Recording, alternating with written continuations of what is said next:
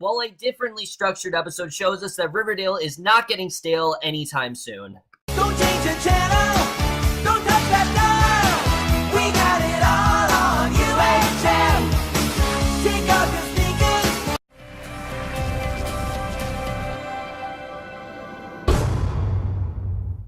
Hey guys, it's Reinhart for Riverdale, Season 2, Episode 7, Chapter 20, Tales from the Darkside. And I was definitely looking forward to this episode, but again, I'm not gonna lie to you guys, I've said this with every episode this season, just because of the length, just because some of the choices they made, every episode of Riverdale I go into cautiously optimistic, mainly because I just don't feel this is a show that can spend 22 episodes on the same topic and not make it stale. It just seems like a given, like it's gonna be stale no matter what, and I was really worried after the last episode. Not that the last episode was bad. Last episode was still great. There were still things I absolutely loved about the last episode. But I was worried because of how, fast some of the revelations were being unveiled in the last episode, that things were really going to slow down. And that things were going to get kind of boring and they were going to drag things out.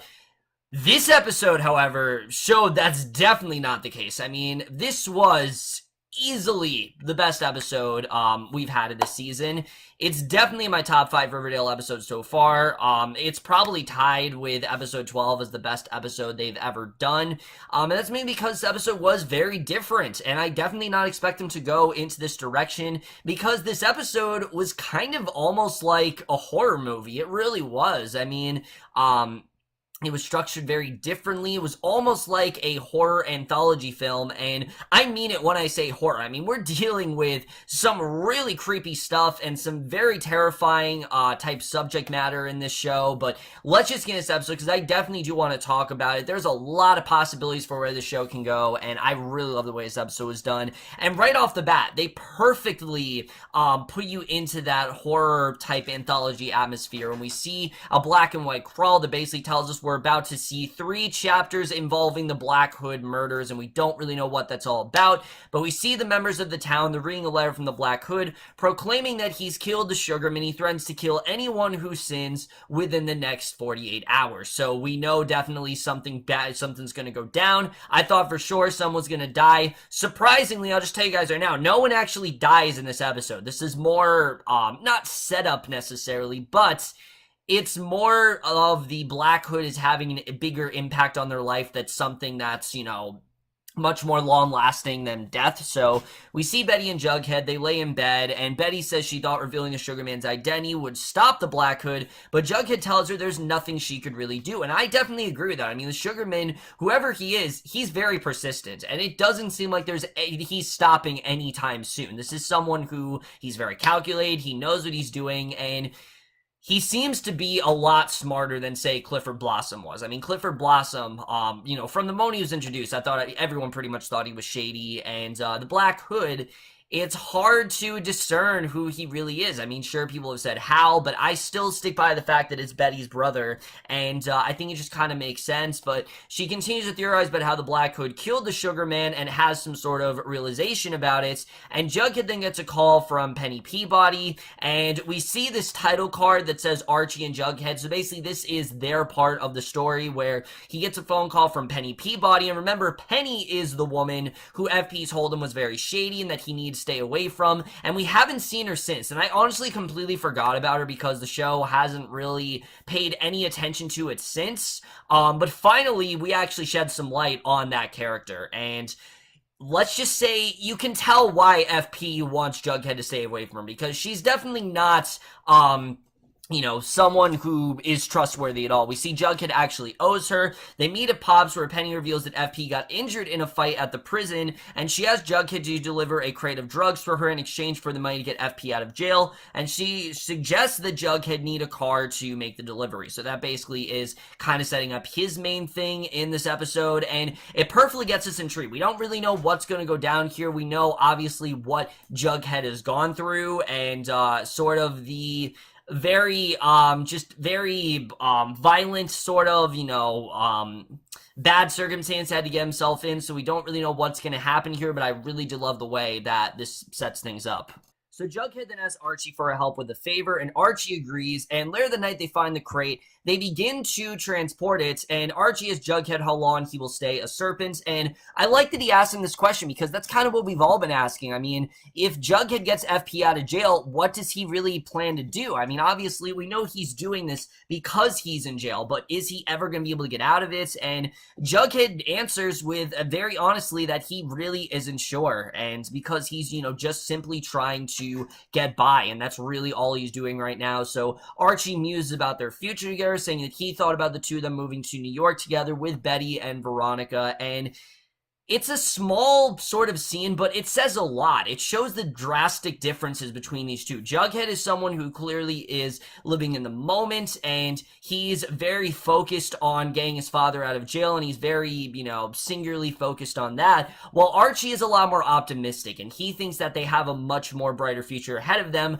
while Jughead seems like he's just thinking more realistically and clearly, and I really do like seeing sort of the, different perspectives that these two have on their friendship as a whole. But suddenly Archie's tire goes flat, leaving them stranded at the side of the road. A truck then pulls up beside them, and a man then steps out of it. He offers to drive Jughead to Greendale alone, and he accepts, and the man turns out to be Tony Todd. Yes, we're talking about Death himself from the Final Destination movies, and he was definitely just as creepy as he was in those films. I mean, you put Tony Todd in anything, he's gonna be creepy. I mean, the man's voice in general is just horrifying, and he does a really great job of creeping you out, that is for sure. We see in the man's car, he suggested he thought Archie was Jason Blossom, so immediately, this guy is definitely is definitely bad news, and Jughead then rides in the stranger's car. On the radio is a sermon that argues that the Black Hood is actually saving Riverdale, and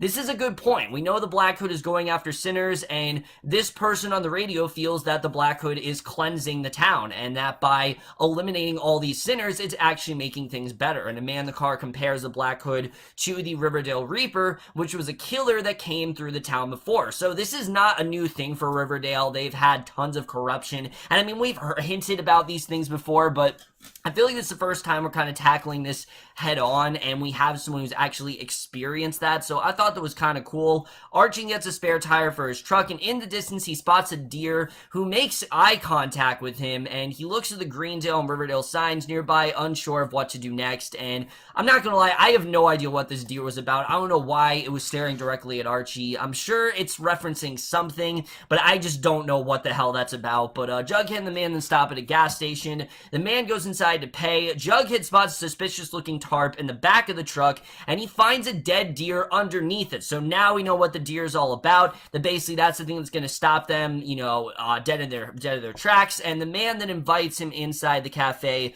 to eat, and inside he asks the man to tell him about the Riverdale Reaper. And according to the man, the Reaper killed a family living outside of Fox Forest and was never seen since then. So again, this is something that has been going on before. He suggested even if the Reaper isn't the Black Hood, it's a sign that Riverdale is definitely in danger. And, unlike the guy on the radio, he feels that the Black Hood is going to make things way worse. And the man asked Jughead to pay for the dinner bill, but he simply can't bring himself to do it. A confrontation ensues. Archie comes in, offers to pay the bill, and this demonstrates how good of a friend Archie is, which I definitely did like seeing. It shows that Archie, he's willing to help out Jughead in any way possible. But they continue on their journey. They transport the crate to Greendale, where they are met by a woman in a wheelchair, and she says that Penny has turned Jughead into her regular delivery boy, but he says that isn't true, that he's anything but that. So they drive away, and again, you can see this woman, she's hinting about the fact that he can't trust Penny, but Jughead is just so determined to do whatever he can to get his father out of jail, that he'll just, basically say yes to, I think, anything she tells him to do at this point.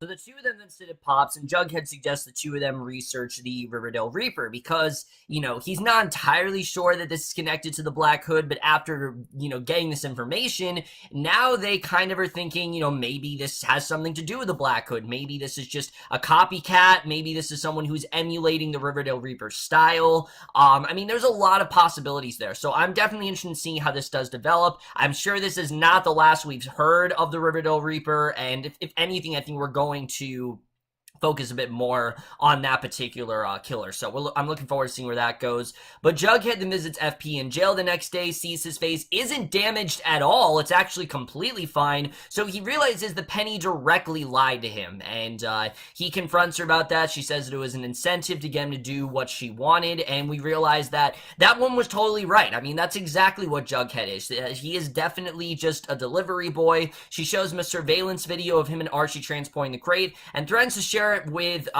Keller if Jughead does disobey. So basically, he's got to do what she says, and Jughead has really gotten himself into a hole here. But that is the way that this part of the episode ends.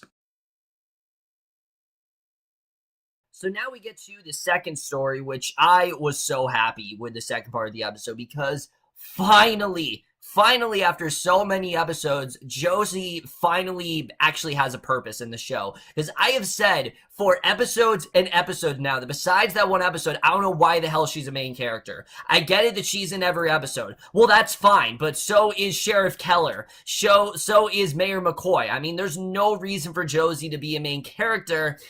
And then this happened. And now I can understand if this is where they're going with her moving forward.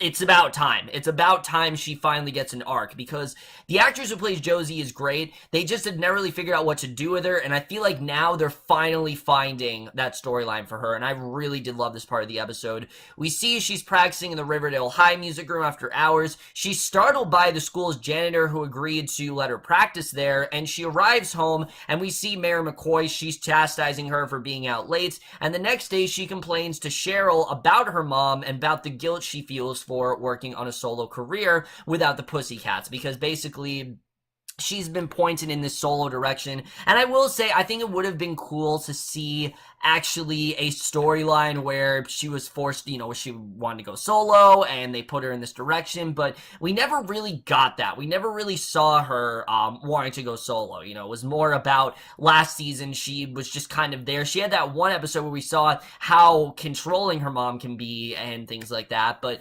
basically she opens the door to her locker, finds a teddy bear with an "I'll be watching you" note attached to it. So immediately she's really scared here, because obviously the Black Hood, she's where the Black Hood's coming after her. So she practices in the music room, and she's joined by a very unexpected return. We get the return of Chuck Clayton in this episode, and he's completely different. He tells her that he's turned himself around and that he's going to church now, and that he's a lot more, you know, he's a lot more respectful and just a lot better than he really was. He's not as much of, you know, a man whore, for lack of a better word, because I mean that's essentially what he was in season 1.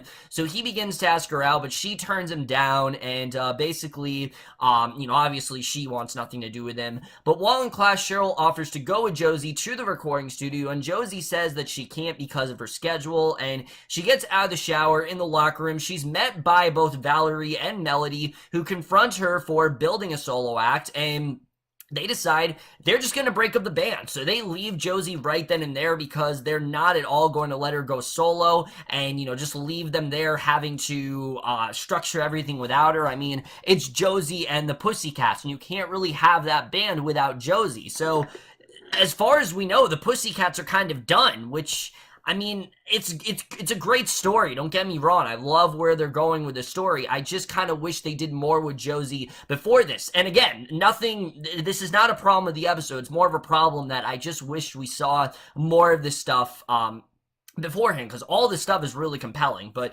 Josie then walks through the hallway. She hears a weird noise. She accidentally confronts Chuck and asks him for a ride home. So they sit at Pop's, and Chuck argues he's trying to be better after what happened to him with the burn book. And I really like this. I like that the show is showing, you know, can someone like Chuck, who is so self-involved and someone who was just very much a player, can he actually turn himself around? I think that's something we're really going to be exploring in the rest of the season. I'm hoping we do go there, but he has Josie to dance, and when she accepts, Sierra and Keller then barge in. They take Josie home because they, of course, do not at all trust Chuck. They think that Chuck is very much on the wrong side of the tracks when it seems like you can tell he's turned himself around a little bit, and I really did like where this was going. So Mayor McCoy then accuses Josie of acting out, but she swears that she isn't, and she then reveals that she's actually started getting death threats, and that one of them mentioned Josie. And I'm not gonna lie to you guys, when she said this, I was really worried that Josie was gonna end up dying at the end of this episode, because that's what, horror things tend to do, and shows in general. I know that when a character doesn't really have a lot of focus and they suddenly do, it's usually a red flag, so I was really worried the show was going to kill off Josie, but Kelly then asked Josie if she's received any suspicious packages or notes recently, but Josie says that she hasn't. So clearly she believes that Chuck is the one who did this, and she's trying to protect him, and she and her mom then embrace, and Josie tells Cheryl about that the next day, and Cheryl then asks why she didn't just tell Kelly the truth about the notes she received. It would have, she would have been completely fine. It just would have, it just would have indicted Chuck, and then everything would be fine. But they find another note in a box in the music room with a drawing of Josie with the phrase that, if I can't have you, no one can. They open the box and they find this pig's heart in there, and Cheryl then confronts Chuck about the message he sent to Josie, but Chuck swears that he had nothing to do with it, and the janitor then reprimands Chuck and take him to Weatherby's office. So again, we are under the assumption that he is definitely responsible for this, but Kelly then reveals that there is no evidence that Chuck actually sent the letters. Even if they tried to find it, it's not there. But Mayor McCoy tells him to keep looking and to press on. So Josie practices in the music room. The Black then comes in, slits her throat, and I'm like, no, don't kill off this character. We're just now getting some really good stuff with her. And thank God that wasn't the case. It's just her. She's very paranoid, and it didn't feel like a fake out to me. It didn't feel like the show was trying to do shock value, because you can tell this is Josie's inner paranoia. Knowing that she now has a stalker, with that knowledge, she's now worried that, someone is coming after her, and that, she needs to take more precautions there. So she's too panicked for her vocal cords to look, and we then see the ending of this part of the episode where Cheryl then sits in her room. She's listening to Josie's demo while sketching a picture of the two them together, and I don't know if this is foreshadowing that she's the one stalking Josie, or if she's even attracted to Josie, but that is the way that this half of the episode ends, and I really love this half of the episode. I think Josie has been a character that, a arc for her has been a long time coming, and this episode, wisely rectified, the lack of Josie that we've had in the show so far. So then we get to the last half of this episode, which focuses on everyone's favorite sleuth team of Betty and Veronica, and I love seeing these two work together. I know I complained before that I did not love that the show, broke them up as friends and then got them back together real quick. Same with Betty and Jughead, but I think it paid off for this episode, because we start off right where the beginning of the episode started, where they're laying in bed, they talk about the Black Hood. Betty continues to theorize about how the Black Hood killed the Sugar Man and has some sort of realization about it, and Keller tells Betty and Veronica that his dad's been acting erratically since the Black Hood attack started, that basically Kevin's very kind of worried about Keller. So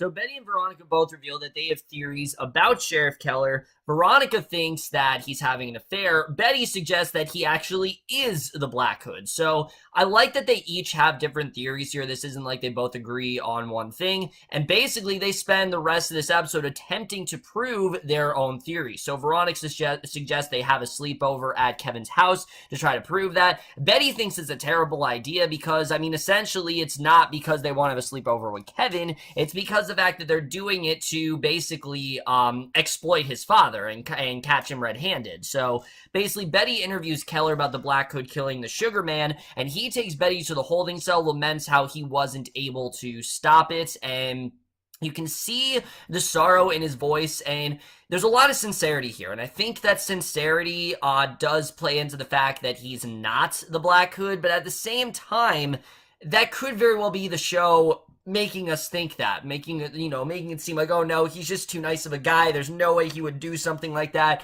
We know how great of a father he is to Kevin, but maybe because of the show, portraying him that way, and maybe because they've made us, so adamant that he can't possibly be the Black Hood. Maybe he is. Maybe that's what the show's gonna do, and I'm gonna talk about that a little bit later, but it's just, it's something to think about, definitely. But Keller then takes Veronica how to play a board game, and Veronica gets a call from Betty, who coaches her through finding more information in Keller's house. And I love that Kevin was giving Veronica instructions about this, just because she's so rich, she's never played a board game in her life. But basically, Veronica travels down the basement and sees Keller lifting weights, and this was like a straight up horror movie. Like, the way the scene was done, it was very horror-esque. But they strike up a conversation. Veronica asks about Keller's wife, who's stationed in the military, we find out, and she begins to ask Keller how he copes with it, but is interrupted by Kevin. And Veronica watches Keller leave the house in the middle of the night. She relays information to Betty the next day at Pops, because there's clearly something going on. So Betty argues that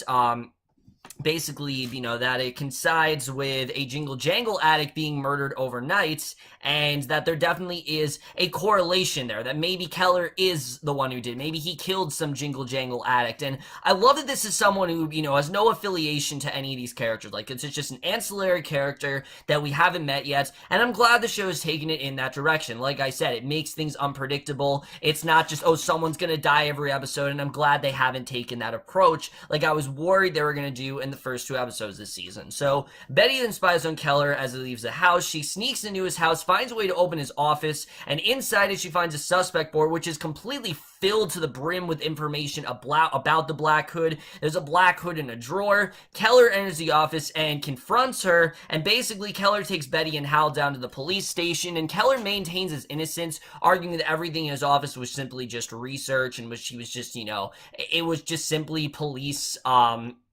property, and that's really it. So Keller says that he won't tell Kevin what Betty did, and Betty then calls Veronica, suggests that Keller is still hiding something. She just doesn't believe him, no matter what she does. There's just something about him where she just can't possibly believe it. So later that night, they decide to stake out Keller and follow him to a motel, and Betty watches that Keller goes to a room with Mayor McCoy. So yeah, he is in fact having an affair. These two are definitely sleeping together, and this was definitely a very surprising revelation, the fact that these two are having sex. But Betty and Veronica then sit at Pops contemplating about what really to do next, because should they intervene? I mean, is this really their business? Should they really get involved? So they see Archie and Jughead enter the diner, but they leave them alone. They then vow to keep the affair secret from Kevin because they don't want to get him involved. He's already going through enough, as we know. So Josie and Cheryl also sing at Pops, and Cheryl's just telling Josie to just kind of sit there and eat. But it's creepy though, because that Cheryl could possibly be stalking Betty.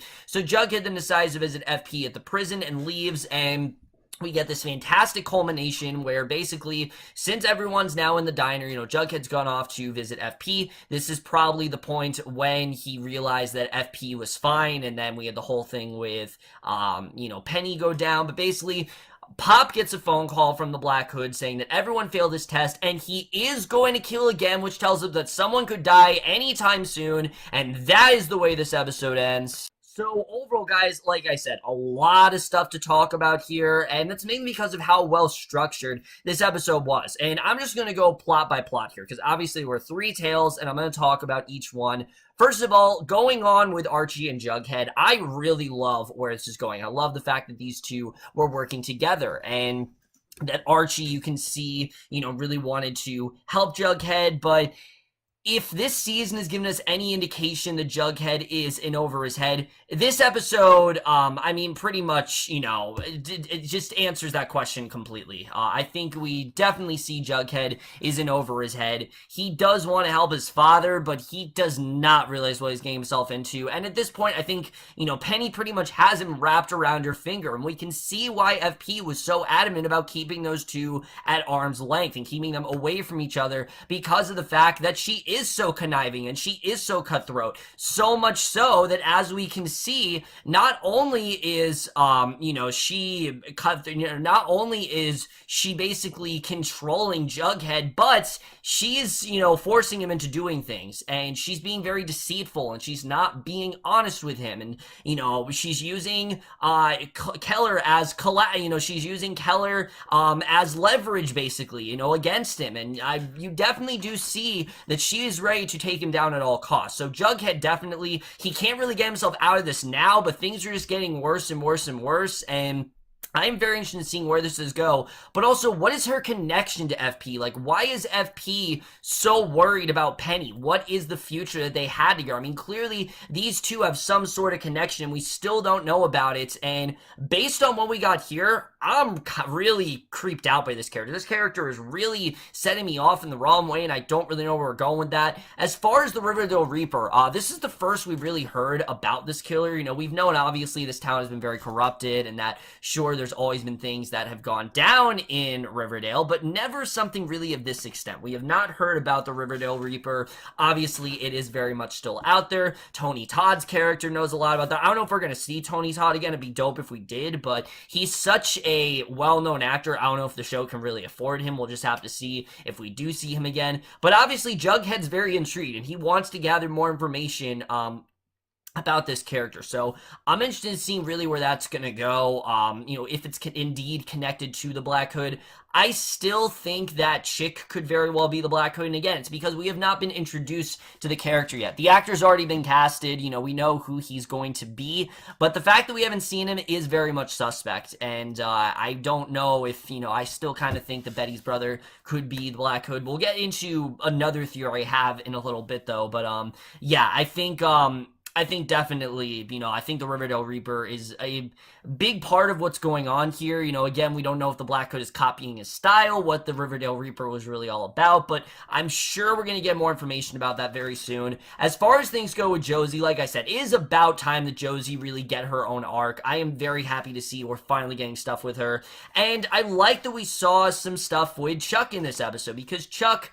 One of my only flaws with season 1 is that I thought Chuck was just a very one-note, irredeemable type character who was pretty much demonized by everyone. I mean, sure, you know, he didn't rape Veronica, but he made everyone think that they had sex and things like that. So, sure, I mean, what he did was wrong, but it wasn't like the worst thing ever, and I do think the show kind of demonized him here. So I like that the show is kind of trying to turn him around and going into the idea of, can someone like that be redeemed? Can someone like that turn themselves around? Is there a way to actually do that? And I think we're going to get more into that. Chuck seemed very sincere. Chuck seemed like he actually does want to turn himself around.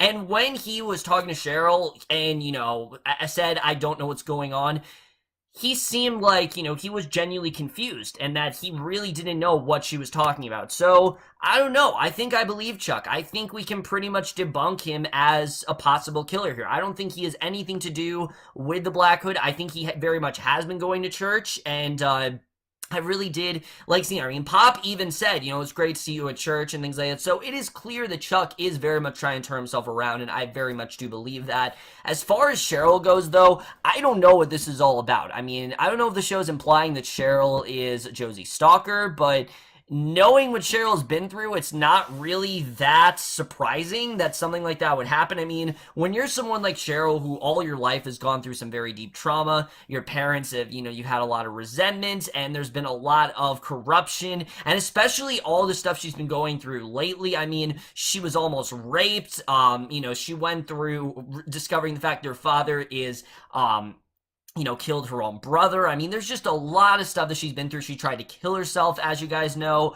This is not really something that I don't think Cheryl is capable of. I think she very much is capable of this. I think this is something that absolutely I could see her doing, and she's crazy. I mean, again, I love Madelaine Petsch, but she is a psycho. The character in general is crazy, and she's doing a fantastic job at playing that crazy of a character. And if they're going to take her in this direction, that makes me that much more intrigued for this character. And I don't know if they're really going to go in the direction where she is attracted to Josie or she's obsessed with her. This is going to be like some obsessive teen movie, which I hope it doesn't turn to that. Riverdale is written far much, you know, is far superior to 90% of those films, but I'm not sure if they're going that direction. We'll just have to see the way that really does turn out, because I think that definitely is very interesting. And finally, Betty and Veronica. I think Betty actually is onto something here. I think, sure, we know that Sheriff Keller is having an affair, but I think she definitely is onto something when she's thinking that Keller could possibly be the Black Hood, because, again, he just seems way too innocent, and he seems way too genuine. And, you know, if there's one thing I've learned from shows like this, when you have a killer,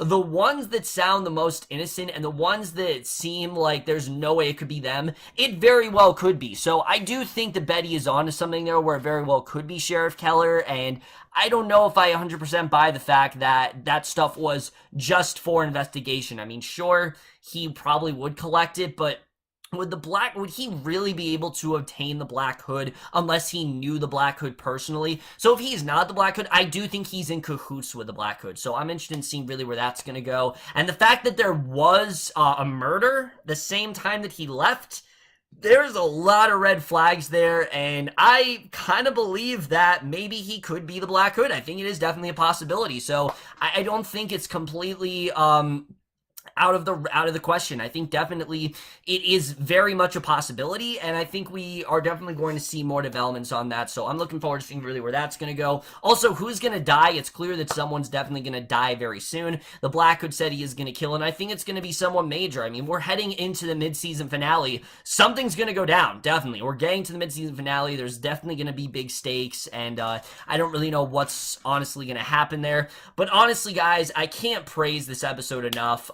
Despite the fact that I do think that the show maybe waited a little bit too long to dive deeper into Josie's character, I really don't have many complaints with this episode. This is easily one of the best episodes of Riverdale we've had. It shows that, you know, the show always finds ways to surprise me. Every time I think they're getting stale, they find ways to turn around and turn it on its head. And this is just completely different from anything else we've gotten. The show was very unique. It was actually very well presented. And I want to see another episode like this. I want to see one where it has 3 plot lines, but it really takes the time to focus on just that one plot line. That goes to another one, that goes to another one, because this show clearly does write those very well, and I would love to see them do something like that again. This was just a very cool way of writing an episode. I thought it was definitely very well handled overall. Easily the best episode of the season. I'm definitely going to give Riverdale Season 2, Episode 7, Chapter 20, Tales from the Darkside, an A. So over, guys, in this episode of Riverdale, let me know what you guys thought of this episode overall. Loved your thoughts on it. Like I said, I absolutely love this episode. I can't wait to see where the show is going to go. We only have 2 more episodes left for this half of the season, and something is definitely going down. You know, they told us we're going to get the reveal of the Black Hood Killer before, you know, this half of the season ends. So I think definitely some stuff's going to go down very soon. I'm looking forward to seeing really what does happen there. But that's in my review. Hope you got enjoyed. See you guys in my next video. Let me know what you think about my theories, all that stuff, and I will see you guys for that. Okay, bye.